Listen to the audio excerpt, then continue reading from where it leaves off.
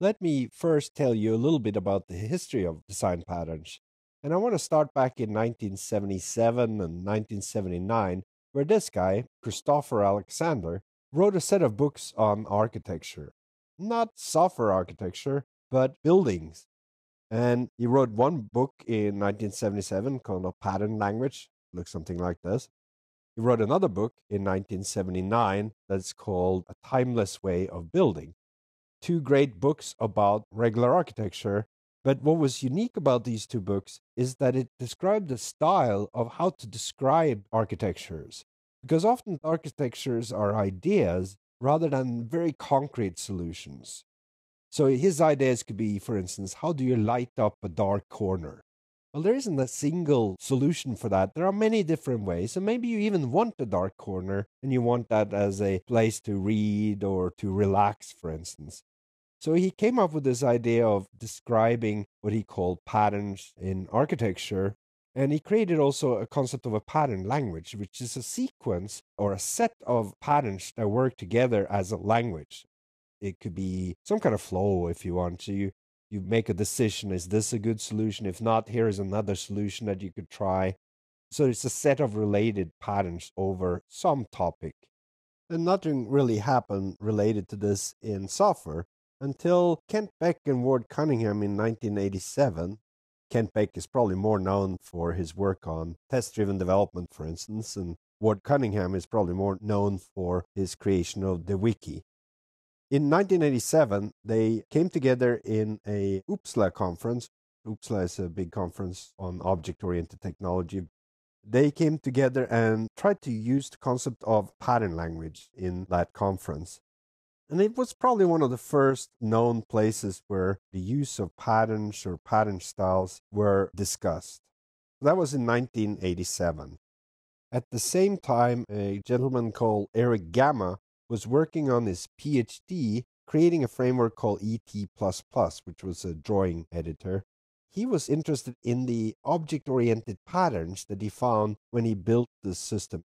He felt like there was a set of reusable constructs, and he wanted to capture those. So in Uppsala in 1990 in Ottawa in Canada, there was a bird of feather session arranged by Bruce Anderson, where Eric Gamma and also another one of the Gang of Four and a set of other people started to seriously discuss cataloging these patterns. In 1991, Eric Gamma and Richard Helm on a rooftop in Zurich before a ECOP conference were creating the first known catalog. They were trying to bring together the patterns that they agreed upon. This first catalog contained some of the familiar patterns that we know today, like composite and observer, but it also contains some patterns that never made it into the final book. And those are patterns such as the constrainer and the decider, for instance. Later on that year in 1991, Uppsala came around and Bruce Anderson had a workshop, and that was the first meeting of the Gang of Four, as we know today. There's Eric Gamma, Richard Held, Ralph Johnson, and John Luciders. It was at this workshop that the Gang of Four started to work together towards a manuscript where they would publish this design patterns catalog that finally came up in 1994. Well, I should also mention that James Coplin came out with a book called Advanced C++ Idioms and Styles, which was some work that he was doing at AT&T to teach people how to use C++ properly. And there are a lot of people that feel like this was one of the first books on patterns.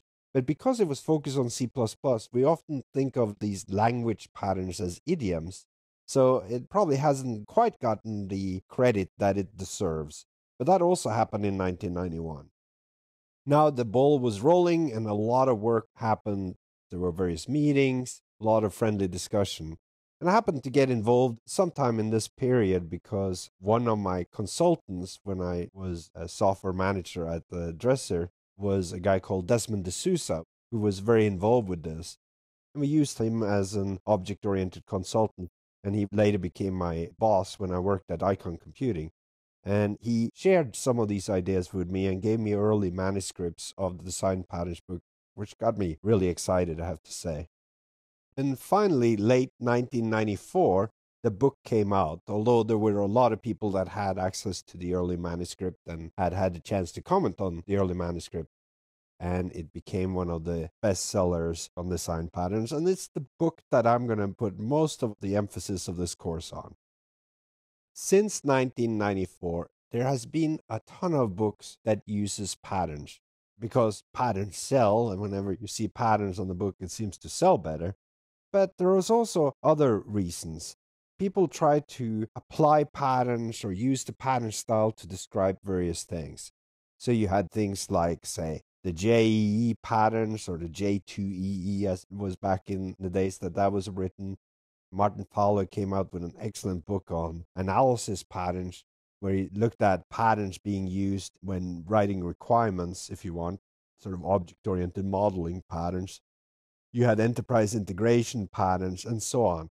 So the word pattern is now used in a lot of contexts as a way of describing architecture or different solutions to implementations.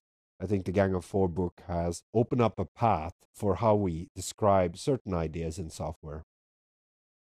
So just to summarize the timeline, in 77, 79, Christopher Alexander wrote these pattern language books for architecture, which is where Eric Gamma and the Gang of Four went back and got a lot of their inspirations for how to describe things. 87, Beck and Cunningham had this pattern language for software sessions at Uppsala. But it was in 90 when we had this bird of feathers session on patterns, and in 91 to 94, we got various collaborations on defining patterns, particularly by the Gang of Four. And in 94, the main book on design patterns came out. And since then, numerous books and initiatives around the concept of patterns.